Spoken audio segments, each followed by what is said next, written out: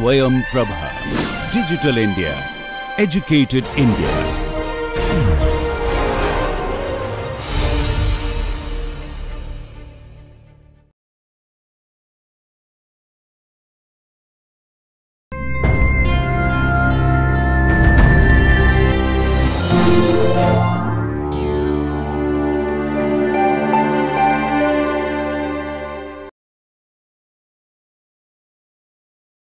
Hello and welcome back to a session on the course Indian Fiction English.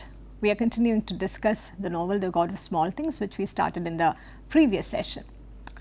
While reading a novel with multiple interpretative possibilities, a novel like The God of Small Things, it is quite difficult to make a decision as to the framework one could use for reading the work critically. It's an indecisive thing to, while thinking about the most appropriate secondary material to introduce in class, because one could find different kinds of approaches and different ways of looking at the work.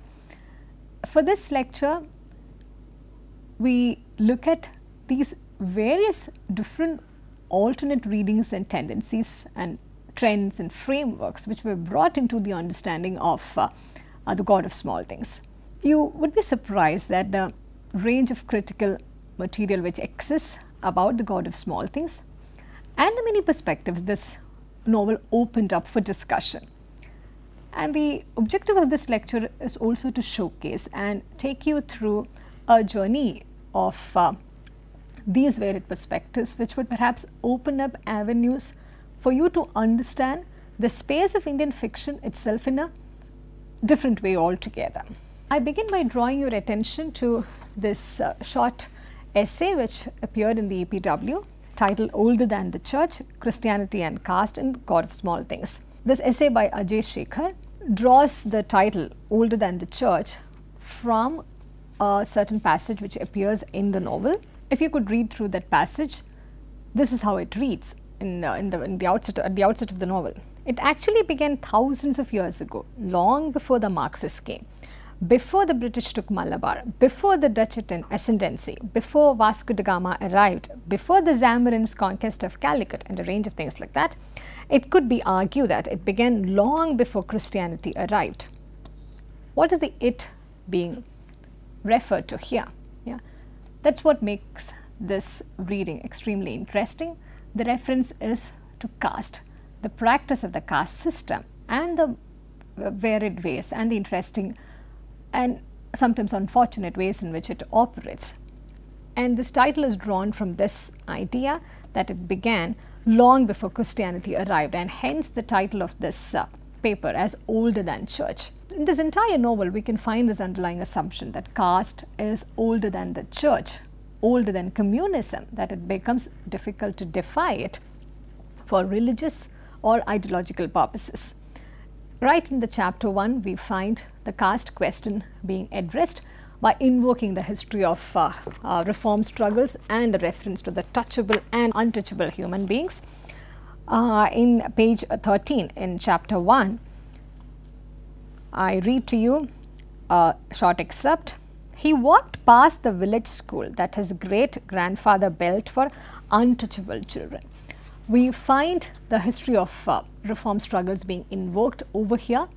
We find that the protagonist, the narrative voices employed in this novel, they also belong to a privileged upper caste, because they are shown to be belonging to a family where they had initiated certain reform movements for the uplift of untouchable children. And here I would like to especially mention the playful use of the term touchable. We will find that the term touchable is used repeatedly to pose a very satirical and questionable stance of the term untouchable being used. While untouchable gets understood as common sense, the moment the novel begins to use a term like touchable, you begin to see the complete irrationality and the complete absurdity of the term untouchability. And in the same way, going along, as Ajay Shekhar's essay also would point out, chapter 2 talks about the communist movement's failure to confront caste, which is where we would also find the reference to E.M.S. Namboodiripad, the communist leader of Kerala, as being the high priest of communism. And the references to the terms such as high priest, which invokes caste and religious foundations, is in an antithetical presentation vis-a-vis communism, which denies the existence of hierarchical structures such as caste or the oppressive practices of religion.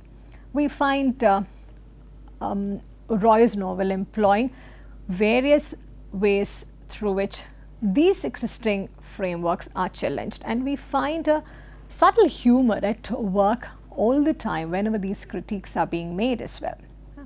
And here also she makes this connection between communism and caste, where the novel says, the real secret was that communism crept into Kerala insidiously as a reformist movement that never overtly questioned the traditional values of a caste-ridden, extremely traditional community.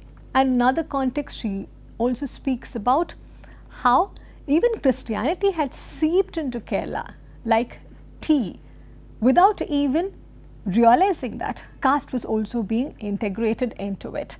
So this connection, this nexus between caste communism and caste, and how both these seemingly liberative forces of Christianity or of communism, how they are both rooted in this fundamental evil, in this fundamental hierarchical oppressive system of caste, is a certain theme that this novel continues to explore. And this is perhaps just one way of looking at the novel. And today we have a presentation by one of our students, Teza, where she would also try to bring together these multiple perspectives on reading The God of Small Things. This will also take you away from the familiar way of reading a novel.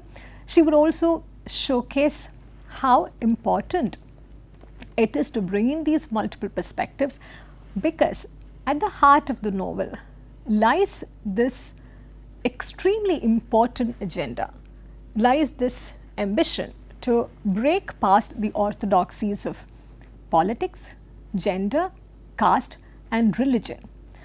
Whether Arundhati Roy's novel successfully does that or not is a question perhaps you need to answer yourself after having read the novel.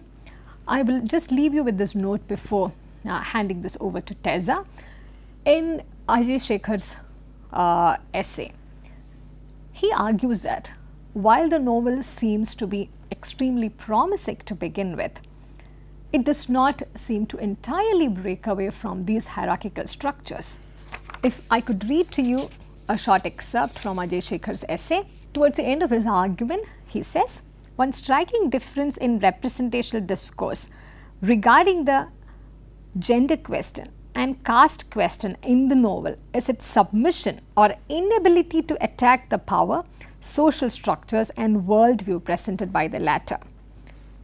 And he pursues this argument a little further and then says, but unfortunately the narrative lacks this powerful subversive rhetoric in confronting the ancient hierarchies.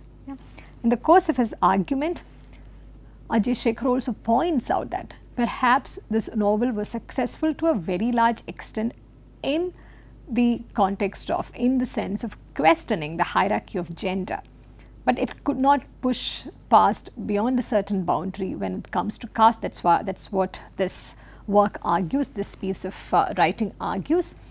I encourage you to be alert to these multiple readings of this novel, because this is one of those novels which opened up a lot of newer things out for discussion, a lot of things which Indian English fiction was hitherto silent about, a lot of things which were not part of any narrative space within this body of writing. So here we have this opportunity in the form of this novel to talk about a lot of things which otherwise Indian English fiction thought would not concern them. Whether we agree with the things presented in the many readings or in this narrative space, it is important for us to engage with the novel and also with these alternate readings available about this work of fiction. I thank you for listening, and I also invite Teza to present her views on the critical reading of this novel, The God of Small Things. The God of Small Things is a book of fiction written by Susanna Arundhati Roy, published in 1997. It is woven around two people who find themselves unable to take refuge in fiction. And hence the book requires you to instinctively collude in the conspiracy of its fiction, taking care not to decimate it with adult carelessness or affection. It is, after all, so easy to shatter a story. The fiction of God of Small Things, if we follow the line of this thought, was shattered almost immediately. In 1997 October, it got bookered, and Roy became that girl with the Booker tattoo. Widely read, applauded, critiqued. Interestingly, in her novel, Roy pays tribute to that earlier Booker event, which chutneyfied history and pickled time. Maybe there is more preservative in The God of Small Things, and maybe we should take it with a pinch of salt. There is, of course, God. A big God, the structural, the political, counterpoised against a small God, the personal, the private. And in Roy's fiction that prevaricates of the big God, there seems to unfold a conversation with the small and unimportant God. There are, of course, other gods, some comically celestial, inhabiting calendars, lending his ears to delighted litanies of scatology, and others, tragically human, inhabiting a less than human existence. The gods may be understood only in relation to the small things. Two small things, unidentical, people the pages of this story. Twins though they were, the confusion it seems lay in a far deeper place. There are other small things. In fact, the story loops around from one small thing to another. It takes cataclysmic plunges in the tiniest of footsteps. This monocle of smallness allows for a perspective that is free of all adult dreariness. One sees, moves, stops, and reads through the book with a distinctively small thing sensibility. According to Gareth Cornwell, realism is supposed to reflect and dramatize the worldly contingency of ideas. For a child, everything is contingent. When a mother says, "Wo dekho chidiya," it presses whole semantic dilemma to the child, because as far as the child is concerned, there is no chidiya. And it has to go through this whole process of attributing this concrete chidiyaness that is truly beyond him. Perhaps it is because of this childish bewilderment with adult concepts that Roy engages in excessive uppercaseness.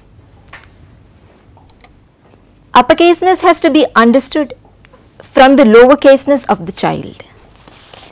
In a child's irrationally uppercased world, there is something that is given to him that he finds inexplicable and that he has to reconcile with. Gods, of course, need to be mentioned in the uppercase. According to Roy, Kerala houses four of the world's greatest religions: Hinduism, Islam, Christianity, and Marxism. Perhaps the gods do reduce us to children, bewildering us, offering us no explanations. Or perhaps it is we who have, with such adult insecurities, inflated our fears to gods. One wouldn't know. And hence the uppercase, this indiscriminate uppercase. The sense of history that God of Small Things gives us is one that is narrated through memory, where a small God mediates the incomprehensibility of a big God determining history and its laws. The instance on the slide happens on a train, on a Sunday train.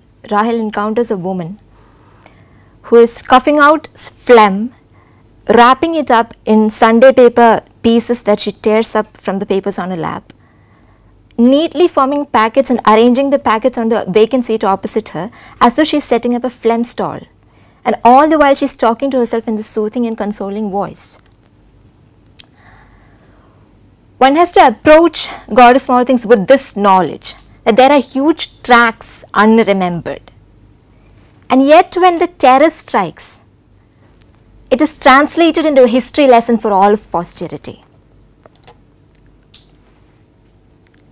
It is from the history house that terror chooses to begin its pantomime. Intertextuality. Intertextuality of the novel covers this plethora, ranging from the twins' bedtime Kipling to the quoted and misquoted Shakespeare. The narrative goes as far as to engage Captain Baron Von Trapp from The Sound of Music, which they are watching for the third time, in a conversation with the disowned twins. There are strands from the Mahabharata, Karna's oath and Bhima's revenge, that are pelted into the text through Kathakali. One finds the twins trapped in this bog of a story that was and was not theirs. Kathakali, the art form itself, is interlaced into the text through the artist's sense of loss and as an evidence to the change to which the landscape of Aymanim has succumbed. There are plenty of women in the novel, and these women are made sense of in relation to the man. The man who beats her with a brass vase, or the man who makes her write I love you in a diary every day before she goes to bed, or the system that reduces her existence to sufferance. Roy's fiction is considered to have reconstituted literary focus into the discussion of caste. What had laid dormant for a while since Untouchable was brought to the fore once again. God of Small Things' discussion of caste takes place in the context of Christian converts from the Untouchables, who had forfeited the scheduled caste privileges by virtue of being in a technically casteless society. Here we have a God who walks on water, who tells you to love thy enemy. And when it comes to the reality of the land, we find that Christianity is unable to swim simply because it lacks the imagination to rework the ethos of the land. A little water that could have challenged the territorialities of the region might have aided them. Roy writes with generous helpings of irony, except the irony is not as dramatic as it is traumatic. The sour metal smell of bus rails, for instance, something so commonplace, deployed all over the text with childish frivolity, strikes the reader as the child's perceptive imprint of trauma only too late. The quip of the touchables, so ubiquitously found all over the text, it just strips naked that deluded logic of its opposite, the untouchable. The reverse reading twins and their story, even when it does not do so obviously, does make available to the reader a tonality of Malayalam, and hence a film actor becomes a mactor who did occasionally fill. An owl becomes a nowl. These devices, these tonal devices, the imagery, the metaphors, all of a postmodern sleight of hand are used so repetitively in the book that it almost seems anxious to ensure that none of these images are left up as loose ends once the story draws to a close. At the end, there is a desperate tying up of ends, and it is this anxiety that is going to set us off on unreading The God of Small Things. God of Small Things as a bookered event has to be viewed adjunct to the historical moment where India began to take its place on the semi-periphery than on the periphery, and the marketing of Roy's novel contributed to the domestication of India for the Western consumer.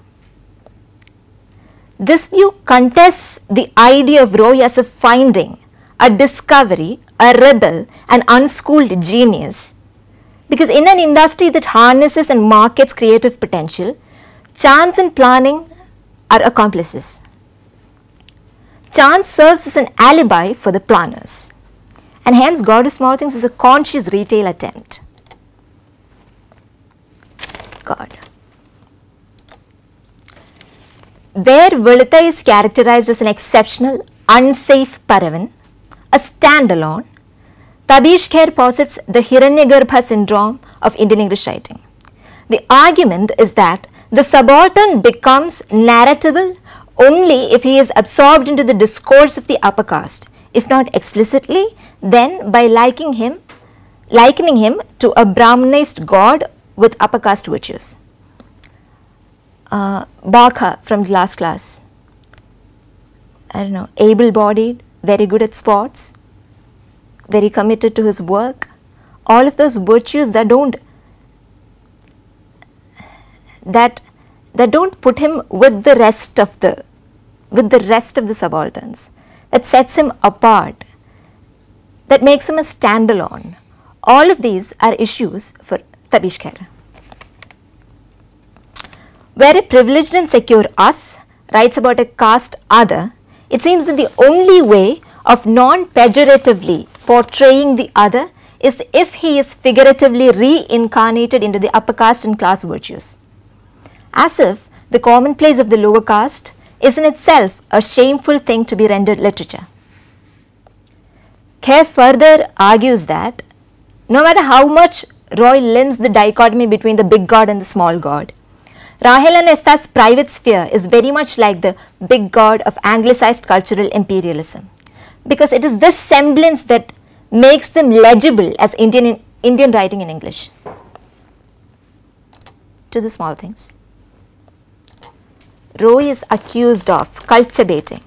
I think it's a portmanteau between clickbaiting and masturbating, I'm not sure. What makes God of Small Things a neo-colonial commodity is this strategically exotic sinews of the text and the lushly romantic imagery that it leaves in its wake.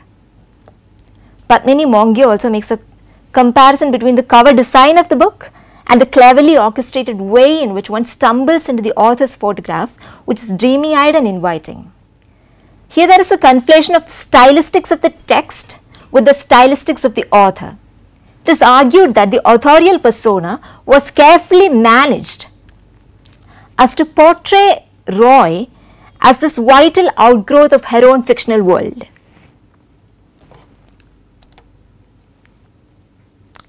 What exactly is Roy capitalizing on? It is Ejaz Ahmed who wonders if the romantic and the erotic does not cloud the political in the God of Small Things. In the improbability of the love between Ammu and Vilitha and Roy's refusal to offer explanations, in the culmination of the text that treads solely on romantic and erotic lines, as though it is trying to escape into a fiction of fulfillment and fantasy, in the predictability of the punishment accorded to Vilitha, Tabish Khair wonders if Roy isn't obscuring the nuances of caste oppression that rely on several apparatuses far more compelling than brute force.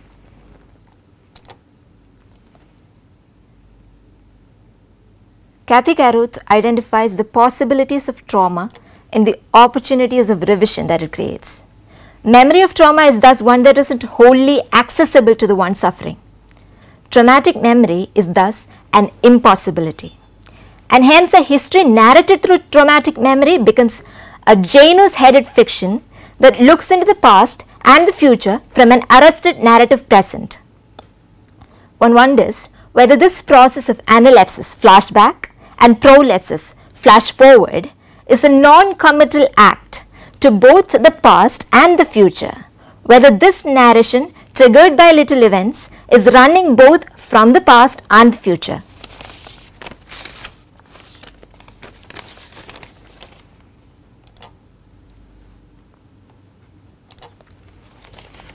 In the argument that Roy is trying as much to profit from the commodity culture that she is trying to critique, her depiction of truncated Kathakali performances becomes problematic. Just as Captain Baron von Trapp represents anglicized cultural imperialism, Karna represents a reversed Hiranyagarbha, where a factually privileged person's fiction of unbelonging, a cosmetic exclusion, is construed into that voice of the subaltern.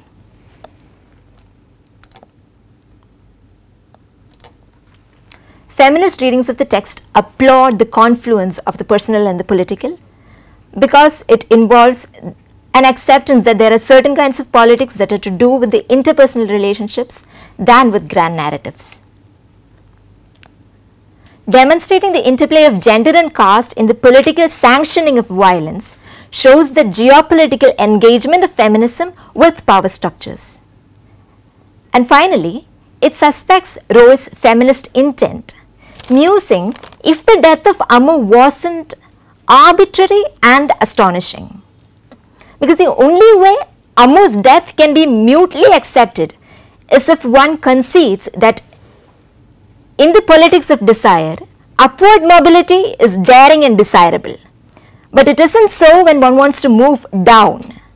And that notion is problematic for feminist ideologues. God of Small Things has, right at the beginning, decided on Valita's destiny. The rest of the novel is just a matter of unveiling it. In the words of Ajay Shekhar, the subaltern has been imagined, narrativized, used and eliminated. And he's again. More interesting is Vellyapapan's gratitude to Mamaji, which is staunch and unflinching. It makes him want to return his mortgaged eye to Mamaji.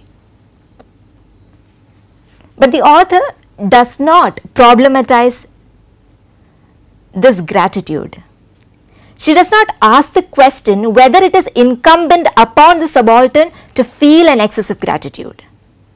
Again, the novel, dominated by structural sophistication, ends in a backward-looking tomorrow, Nale, that is heart-rending because of the reader's awareness of the futility of that promise. Is this act of looking backward, this extraction of an unfruitful promise, is it an act of irresistance, helplessness, or worse, authorial complicity? Once again, how do I move backwards? Those last two lines, those last 2 points are from Tabish Khair's dedication in his book Babu Fictions. He dedicates the books in that book to the class of servants and the village people that he knew, who could not read Indian English fiction but whom Indian English fiction often claims to have read. And then it narrates 4 lines that starts with "Be with me when they cauterize the facts." It somehow gives off the impression that on some level God of Small Things is a cauterized fact.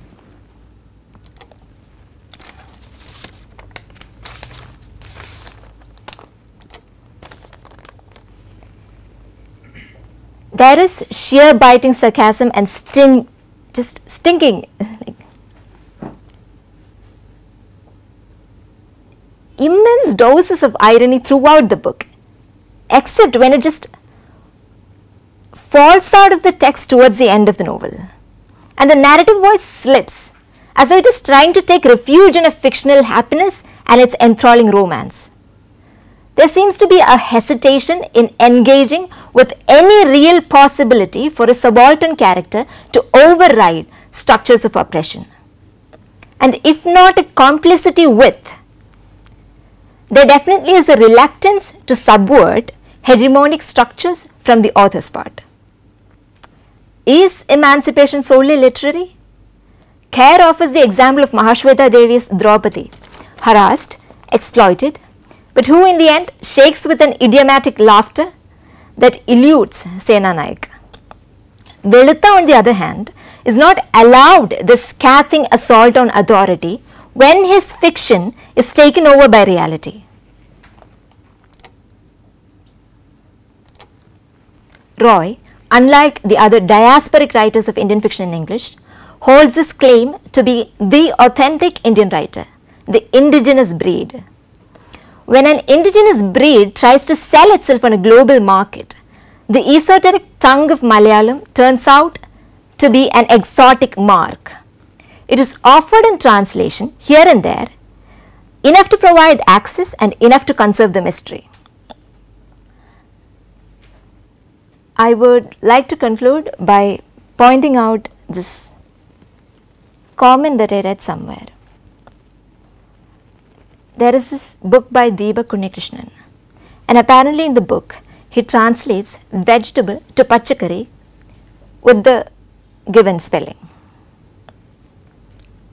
The commentator says that that word may be alternatively read as puchakari.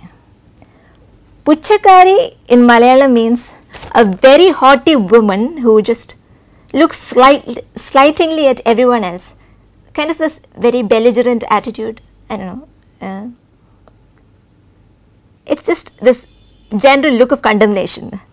And a vegetable is supposed to be the most benign element on a platter. Now imagine this vegetable sitting on a platter and looking with contempt at the rest of the, platter territory. And the commentator's reading is that what might have turned into a culture bait in Roy, in Arundhati Roy, here receives but a slight and knowing nod from the author, that is Deepak Kunyakrishnan. I think it serves as an example that somewhere we are supposed to deconstruct that marketing myth of Roy as a discovery and the child narrator as an innocent.